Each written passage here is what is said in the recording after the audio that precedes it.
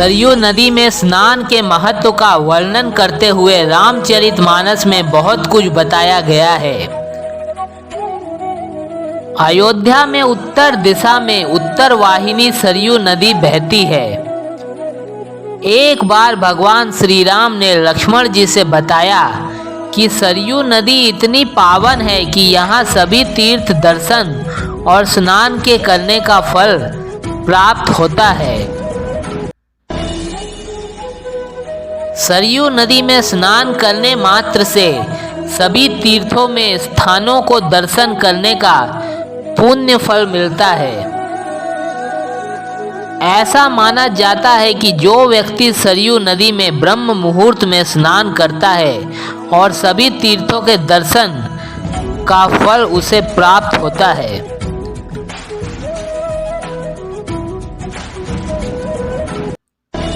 पौराणिक कथाओं के अनुसार सरयू व शारदा नदी का संगम तो हुआ ही है। सरयू व गंगा का संगम श्री राम के पूर्वज भागीरथ ने करवाया था। पुराणों के अनुसार सरयू नदी की उत्पत्ति भगवान विष्णु के नेत्रों से हुई थी। प्राचीन काल में एक शंखासुर नामक दैत्य हुआ था। उस शंखासुर दैत्य ने एक बार वेदों को ब्रह्मा जी से चुराकर समुद्र में डाल दिया और खुद भी वहां समुद्र के गर्भ में छुपकर बैठ गया। इसके बाद भगवान विष्णु को जब पता चला तो उन्होंने उस दैत्य शंखासुर का वध करने को समुद्र के अंदर प्रवेश किया और उन्होंने उस शंखासुर दैत्य का वध कर दिया। फिर भगवान विष्णु ने समुद्र के गर्भ से सभी वेदों को बाहर निकाला और उन्हें लाकर ब्रह्मा जी को वापस सौंप दिया। इस दौरान भगवान विष्णु अत्यंत प्रसन्न हो उठे और इसके फलस्वरूप उनके नेत्रों से अविरल आंसू की धाराएं बहने लगी। ब्रह्मा जी ने सर्वप्रथम उन आंसुओं को अपने कमंडल में एकत्र किया। तत्पश्चात उन्होंने उस अश्रु की धाराओं को मान सरोवर में डालकर सुरक्षित कर दिया।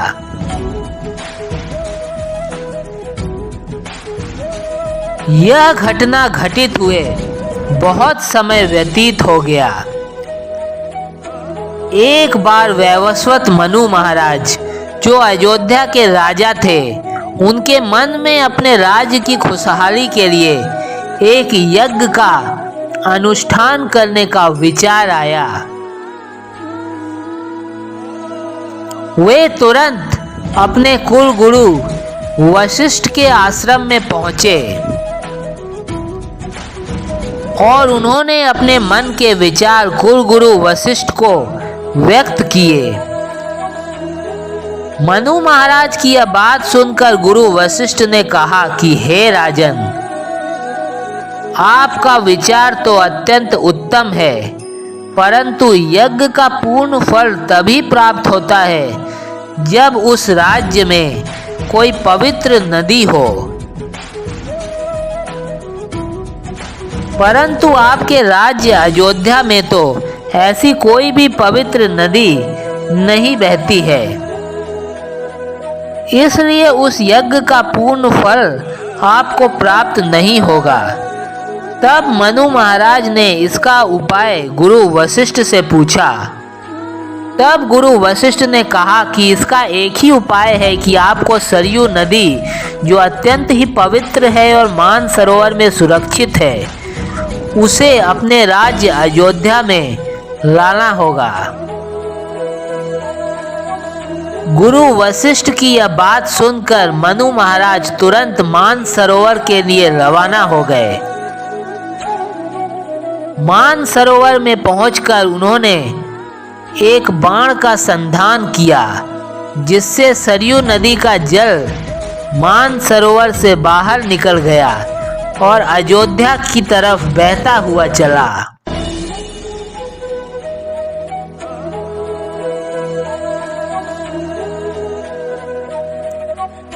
बहते हुए सरयू नदी उस स्थान पर पहुंच गई जहां ऋषि मार्कंडेय घोर तपस्या में लीन थे। यह कथा स्कंद पुराण में वर्णित है। तपस्या में लीन ऋषि मार्कंडेय के कारण सरयू नदी को आगे बढ़ने का रास्ता नहीं मिल रहा था। सरयू नदी उसी स्थान पर रुक गई थी जहां मार्कंडेय ऋषि तपस्या कर रहे थे। इस पर ब्रह्मा जी और ब्रह्मर्षि वशिष्ठ ने भगवान शिव को अपनी व्यथा सुनाई और संकट को दूर करने का निवेदन किया।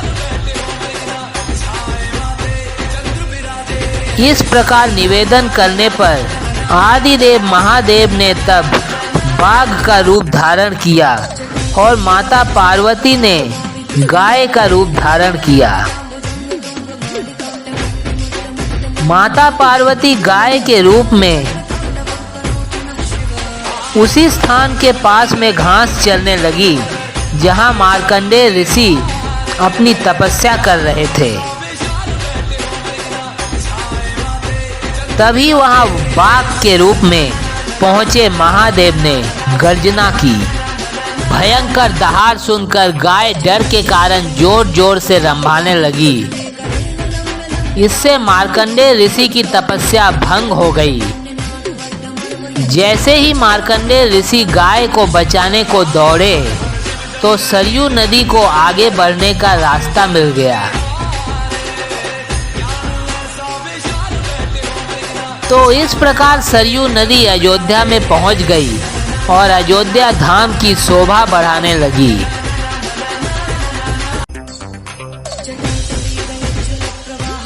भगवान शिव ने जिस स्थान पर बाघ का रूप धारण किया था, बाद में उस स्थान का नाम व्याघ्रेश्वर तथा यहाँ भगवान शिव के बागनाथ मंदिर की स्थापना की गई।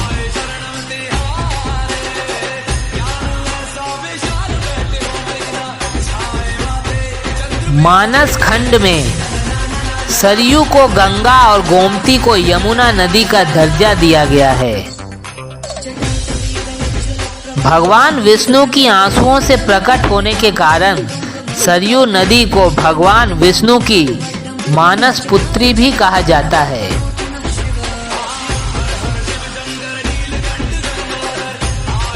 सरयू नदी को धरती पर लाने का सारा श्रेय ब्रह्मर्षि वशिष्ठ को जाता है, जिन्होंने मनु महाराज को सरयू नदी को मानसरोवर से अयोध्या में लाने के लिए प्रेरित किया था। यह तो सभी को ज्ञात है कि भगवान शिव भगवान श्री राम के परम उपासक हैं। भगवान शिव हमेशा से ही राम नाम की महिमा गाते रहते हैं। भगवान शिव और भगवान श्री राम दोनों एक दूसरे की उपासना करते हैं। अपनी लीला समाप्त करने के लिए भगवान श्री राम ने सरयू नदी में ही जल समाधि ली थी। जब भगवान श्री राम ने सरयू नदी में जल समाधि लेकर साकेत धाम में प्रस्थान किया, उस समय इस बात का जिम्मेदार भगवान शिव सरयू नदी को मानने लगे, जिस वजह से भगवान शिव सरयू नदी पर अत्यंत क्रोधित हो गए और उन्होंने सरयू नदी को श्राप दे दिया कि आज से तुम्हारा जल मंदिर में चढ़ाने के लिए प्रयोग में नहीं लाया जाएगा, साथ ही किसी पूजा पाठ में भी तुम्हारे जल का प्रयोग नहीं किया जाएगा।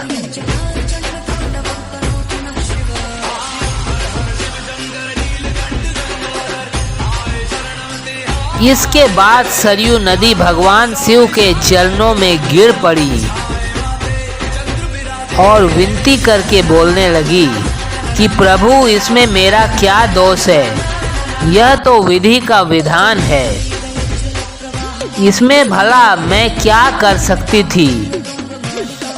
यह घटना तो घटित होनी ही थी।